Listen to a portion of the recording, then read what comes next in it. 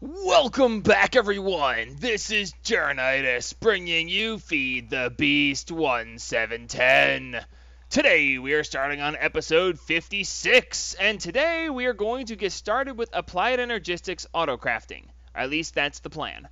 In between episodes, I went and did a bunch of manual mining. It is the last bit of manual mining I will do. I absolutely refuse to go manually looking for things anymore. We're 56 episodes in. I should not be having to get my pick out. I mean, don't get me wrong, the Terra Shatterer is awesome, and I really enjoy using it, but I don't want to be running out of things anymore, so I'm not going to do manual mining anymore. But I need to get the auto-crafting system set up so that I can then get auto-crafting Botania items set up, because I'm going to have to make a whole bunch of Botania stuff to get what I want going, if that makes any sense. So we're going to go ahead and investigate some of the auto-crafting mechanics for Applied Energistics 2. Now, I'd like to put a disclaimer up right now. I know how this is supposed to work. However, I have never actually put together an auto-crafting system. I know what is supposed to happen. I understand all of the mechanics of it, but I've never actually physically built one before. It's strange as that may sound. But so this will be my first time building one, although I do know the mechanics of it. So the first thing we want to do is get into the Applied Energistics setup. And we want to go ahead and make ourselves, first off, we're going to make ourselves a very basic auto-crafting system. And it won't be very much to it, actually. It's actually very simple to do. We're going to go ahead and make ourselves a crafting unit. Crafting unit, simply the glass cable, some iron, and then one of each of the processors. Wait a minute, that's, yeah. Nope, 2 calculation and 1 logic. My bad. Alright, so the 1 crafting unit is actually completely and totally useless by itself, although I am going to make 2 of them because I have future intentions. Okay, now to do this, we take the crafting unit and we need to combine the crafting unit with one of the crafting storage blocks.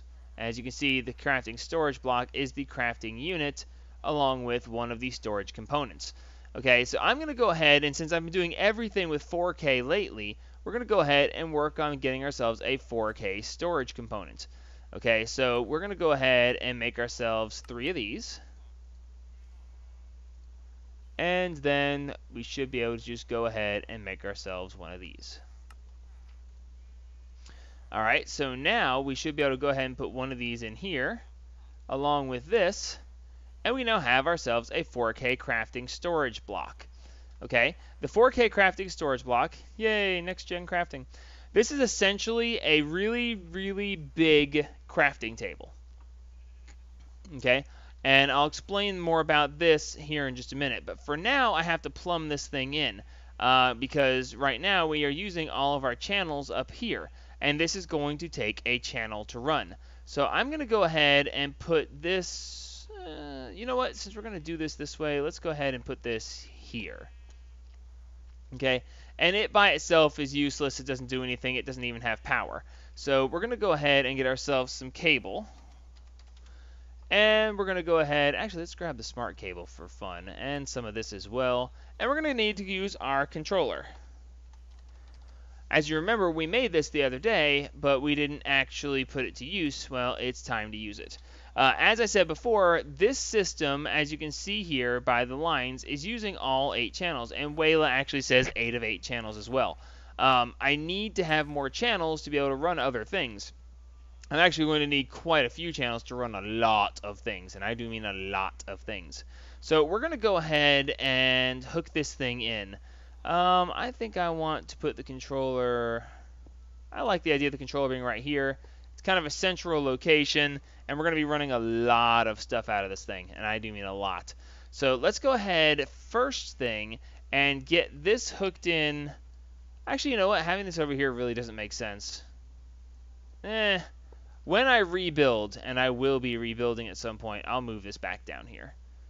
But, for now, it actually makes more sense to just put it right here.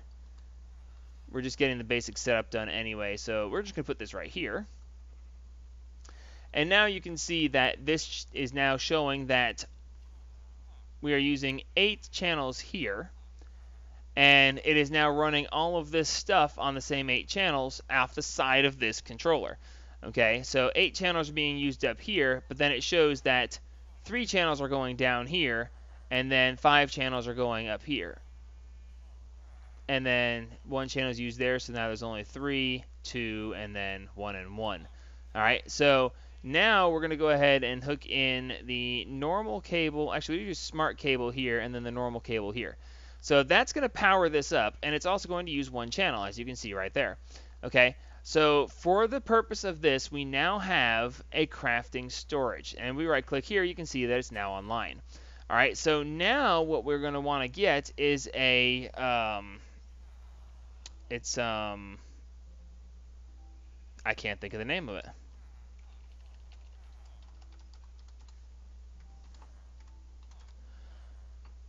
We're going to need some blank patterns and a pattern terminal. That's what it was. I couldn't think of patterns. So let's see, where is the, actually let's just do a pattern.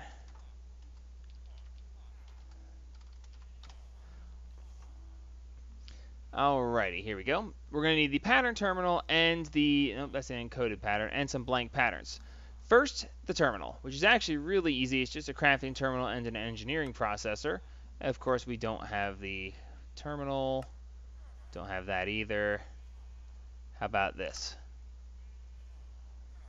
Wait, we're out of the... I can't believe we're out of that stuff again already. I didn't think we'd be out of formation. Huh. Okay, we're out of a lot more stuff than... Okay, we don't have any Fluix dust. Alright, I'm going to have to grind some of this up because obviously we don't have it. Yep. Alright, give me just a second to grind some of this up. Alright, there we go. 1 pattern terminal. Hooray! And of course, we're going to need some blank patterns along with that. We should have plenty of stuff for these. Okay, we had enough for 7. What do we miss? Okay, we just need to wait for that to actually show the correct stuff. There we go. That should hold us. 23 patterns should be more than enough than what we need for the moment. And we're going to have to teach this thing to make all these different things, of course. But, because, you know, I can craft all this stuff right here, but why should I do that when I can make it do it for me? Alright, so cool. Now we're going to go ahead and put the pattern terminal, I'm going to put it over here next to the Autocrafter, just because. And basically what we want to do here is we want to create a pattern that shows the crafting recipe that we want this thing to make for us. Okay, so in this case, let's see, we're just going to go in here, we'll put the blank terminals right here, blank patterns right here, and we should be able to see, let's see, we want to be able to make, we're going to teach this thing to make its own stuff. Because, you know, when you're making applied energistic stuff, teaching it to make its own stuff is a good idea. So let's see.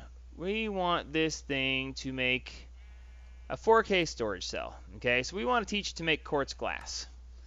Okay, and that's good. So now it shows that this is making like this, and then you've got this. So then you click here to encode the pattern. Okay, and now you have an encoded pattern. Now, the encoded pattern itself actually has to be stored somewhere and actually to be able to actually function. Okay, and for that, we need to get a I can't think of the name of that either.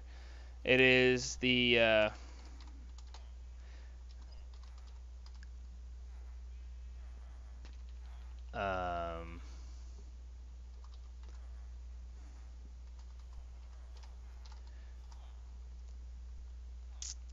dang it. Molecular assembler. There we go. The molecular assembler is actually going to be the piece that does the crafting for you. And then the molecular assembler has to be accessed by a ME interface. Which, let's just go ahead and do interface. Alright, and we should be able to make one of these. Now, we can go ahead and hook these into the system as well, and it's going to use up its own set of channels also. So let's go ahead and put the interface here, and the molecular assembler here. Okay, and as you can see, this is all lit up correctly. So now, we can put this encoded pattern in the ME interface, and it's now showing that it can make quartz glass. So when we go in here and we look up quartz glass, you can see that we actually have 6 of it, but now when we take that out, we can see that we can craft it. So when we click craft, it's going to ask us how many we want. Let's go ahead and make 10, and then we click next. Okay, now it says that we have quite clear glass available, we have the Certus quartz dust available, and we have the quartz glass available. Okay, the crafting CPU is the one that we made earlier. If you have multiples, you can select one specifically, and that's fine. But otherwise, you click start, and it starts making. So now if we go over to the storage over here, it may have already finished. I think it actually already finished. Yeah, it already finished. So yeah, it made a total of 12 because obviously you can't make 10 because it comes in patterns of 4 each. Okay, so anyway, so now we can go ahead and add different patterns to this to be able to make specific things. In this case, like I said, we want to make 4K storage cells, okay? So we want to go ahead and in this terminal, we want to go ahead and tell this thing to be able to autocraft this.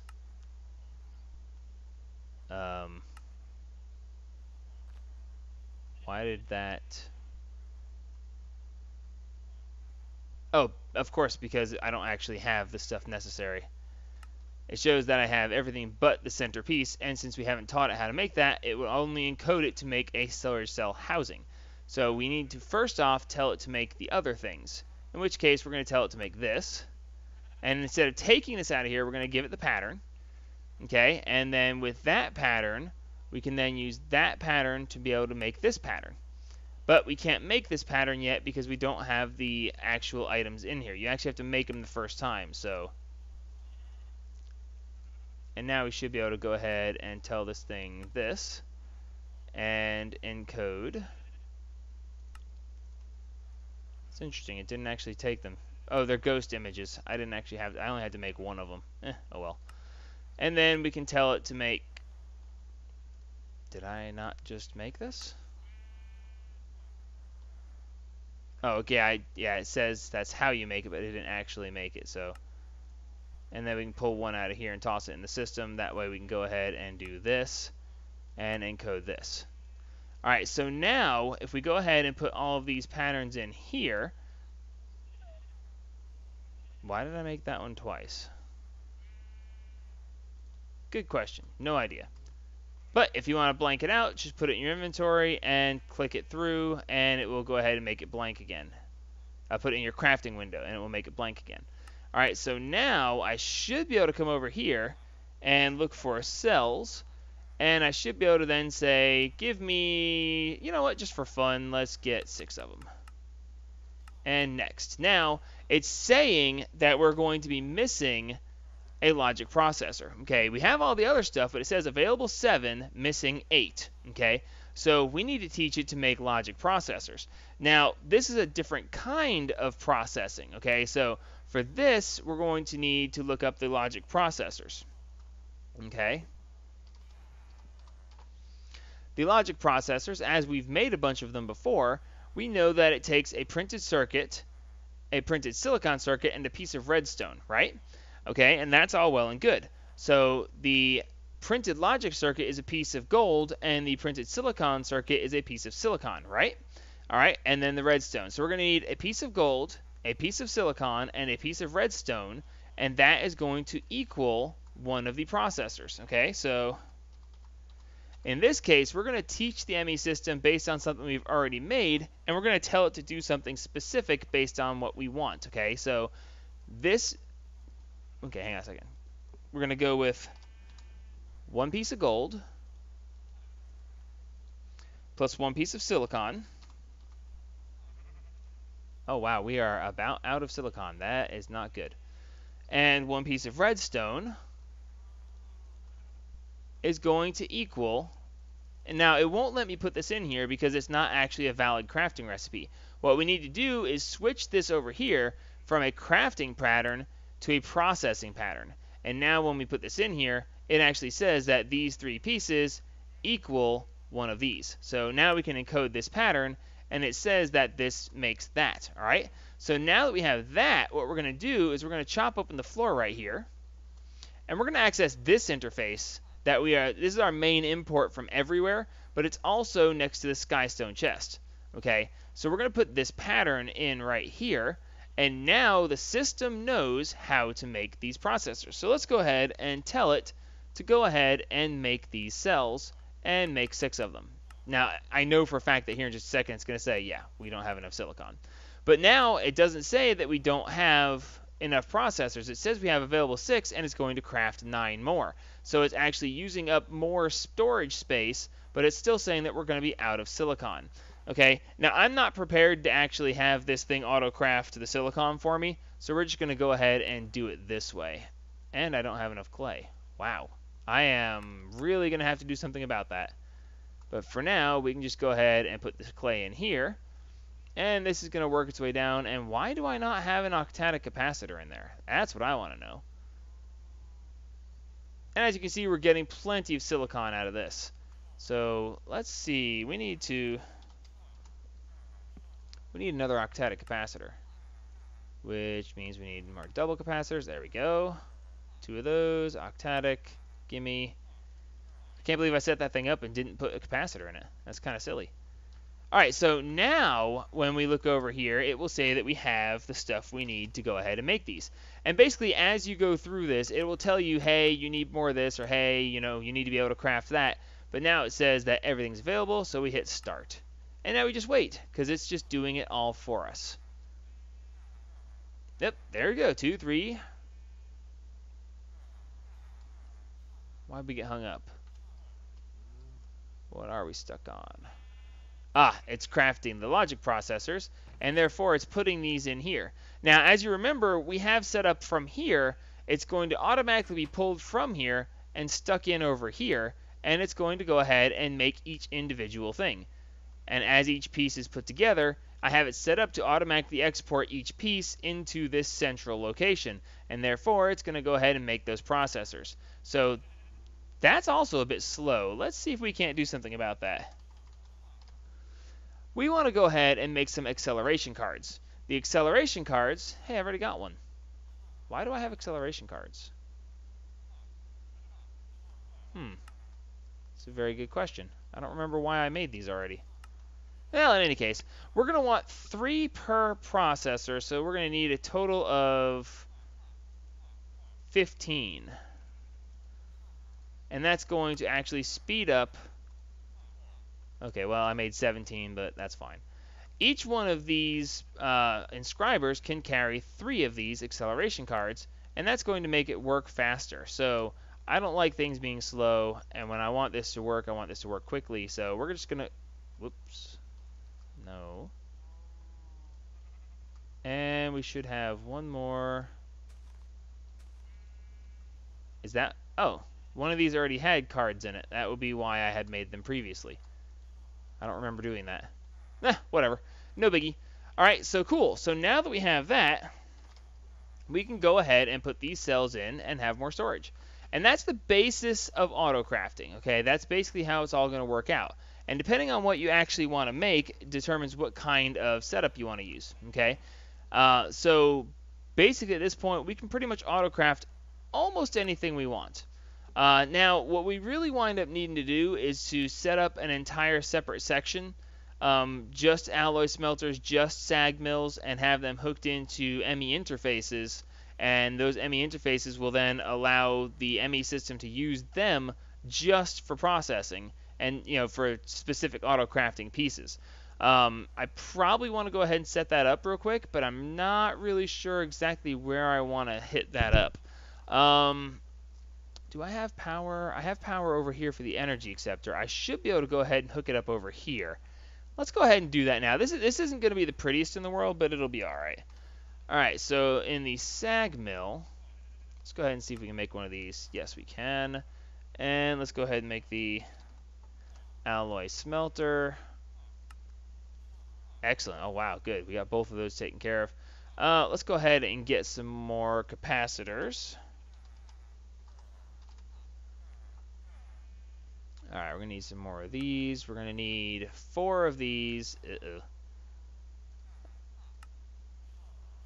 Yep, we're okay. So we're going to need some more energetic alloy. Energetic alloy being glowstone, gold, and redstone. This being the case, this is the perfect opportunity to actually show you that we can do this way now. So let's go ahead and put the alloy smelter down first.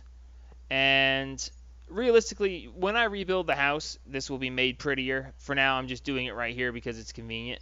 So let's go ahead and get some conduits.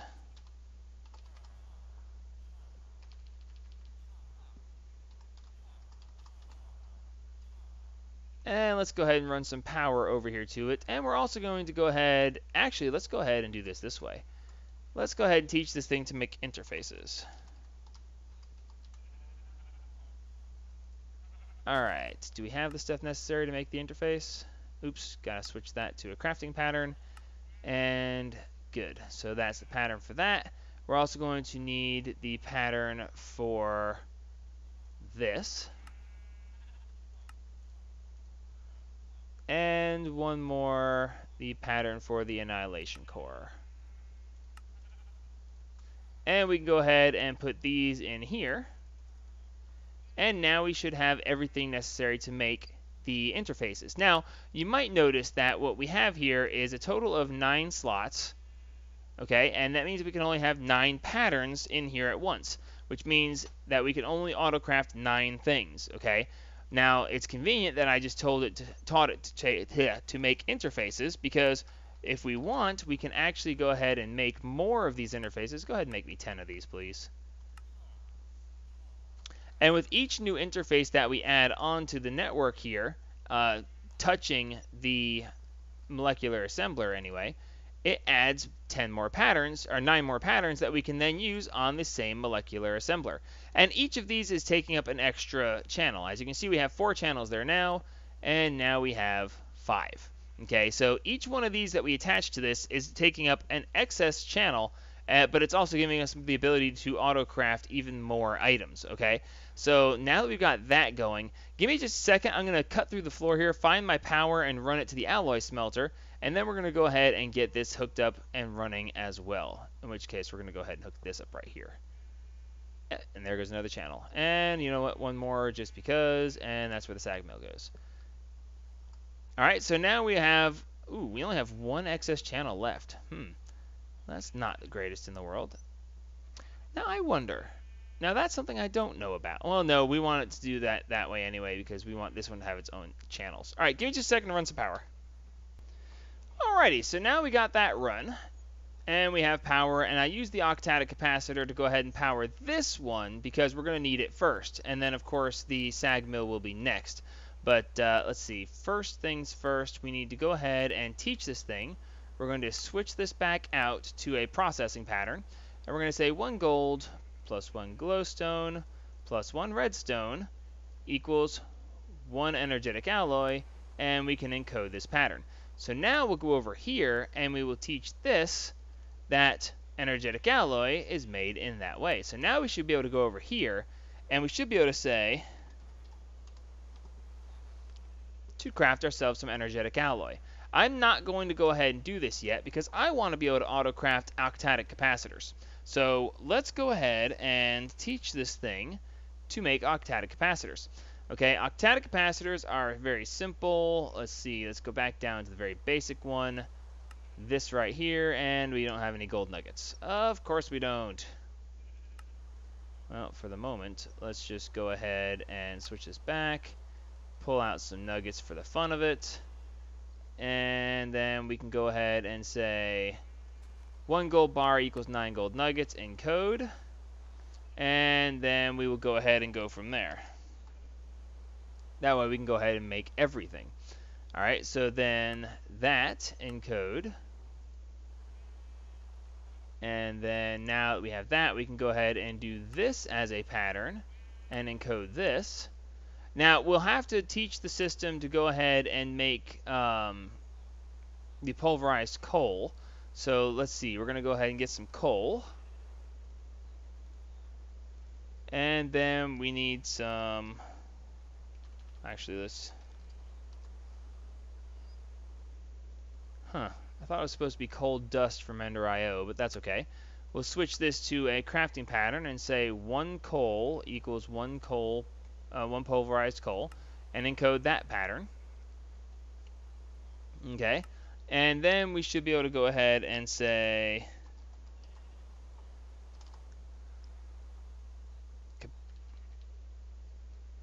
that.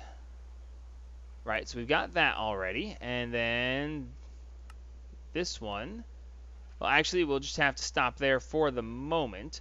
Over here, we're going to go ahead and put in that this makes this and this. And then we'll go up to this one over here since that one's full and make that.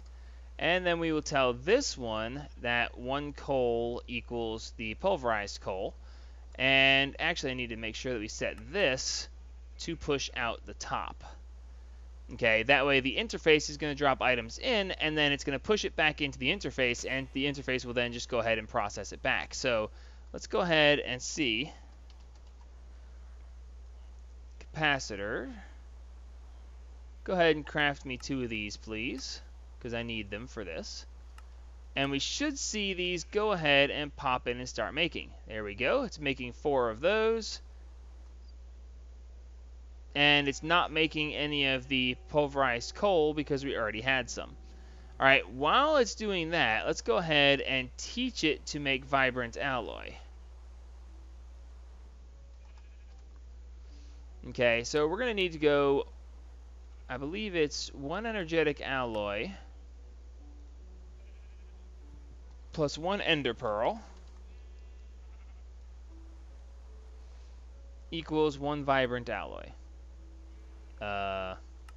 Processing. And encode that. And then this is going to go over here in the alloy smelter as well.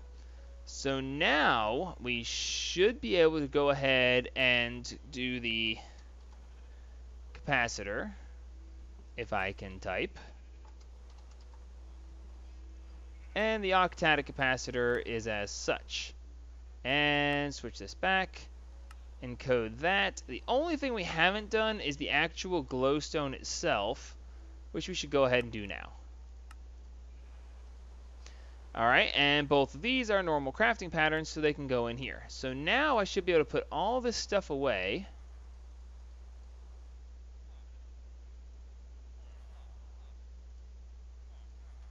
And I should be able to ask it to make me some octatic capacitors. Let's see, let's go ahead and make 4 of them. And it shows that everything is available or able to be crafted, so start. The first one was easy because I actually had all the stuff, but now it's actually having to go ahead and make the other stuff.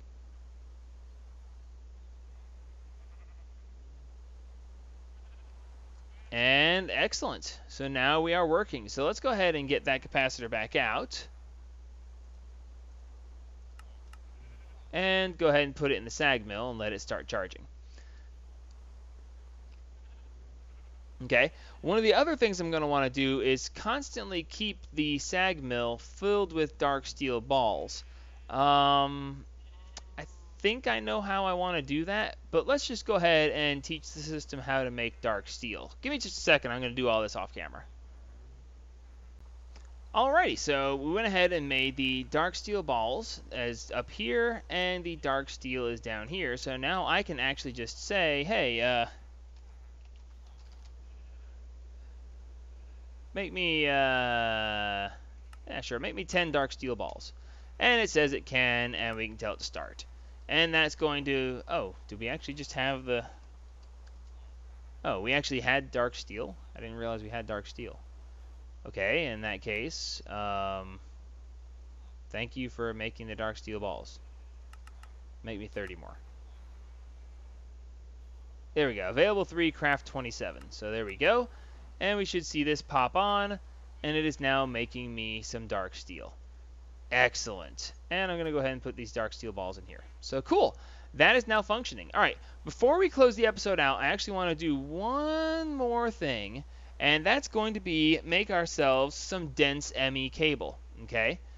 ME dense conduit. Oh, yeah, I forgot they added that into Ender IO. But that's okay. We're not going to get into that too much. Let's see. The basic dense cable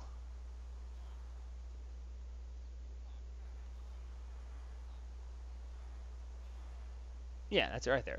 And wait a minute, no, that's not right at all. Is it?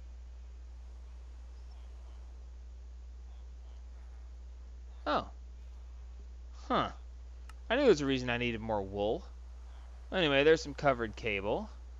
And now we can make ourselves some dense cable. Okay, and the dense cable is actually going to serve a very specific purpose. Over here, we actually are going to be running out of channels here. As you can see, the channels that are behind this is actually already full. All 8 channels are being used. Now, the ME controller can use 8, you can have 8 channels on any normal cable, but the ME controller is capable of controlling 32 channels. When I originally said this, it was I said it was 16, but no, it's 32. Anyway, so we're going to go ahead and break that, and we're going to go ahead and put in the dense cable. Now, when we put this in, it's not going to use nearly as much because it has a lot more capacity. Okay, that being the case, we're going to go ahead and put a second one here. Not that that part's actually necessary, but we now have a lot more channels to use here, and we're going to go ahead and put the crafting terminal back here.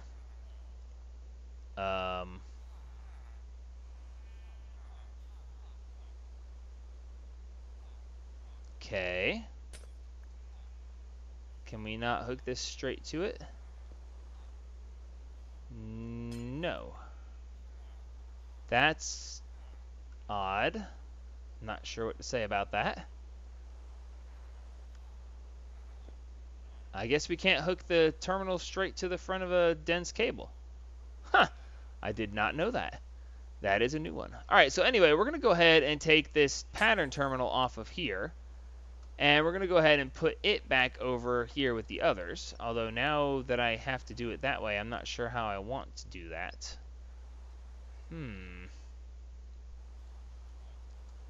That might be an issue. Actually, you know what? We'll just do it this way. If it wants to play that way, I can play that way. We'll just put dense cable from here to here. And then all of this is hooked in through the dense cable. And now I can do whatever I please as far as the rest of this goes. Except that you can't put the terminal faces on dense cable. That is weird. Why can't you do that? Huh. But we can go ahead and do that. It just sits it out a whole another block. Well, that's kind of aggravating. Well, I can see where this is going to have to be redone in the future, but that's okay. The other thing that I want to... Yeah, I cannot... No, we will not be able to do this. I have to look up for the terminal. That ain't going to happen. One of the other things we want to do is we want to go ahead and do a interface terminal. And that shouldn't be any big deal. It's just a panel, an interface, and a processor, and we actually have all that right there. Okay, and the interface terminal is going to be placed on here. And this lets us look at all of our ME interfaces that are on the entire network.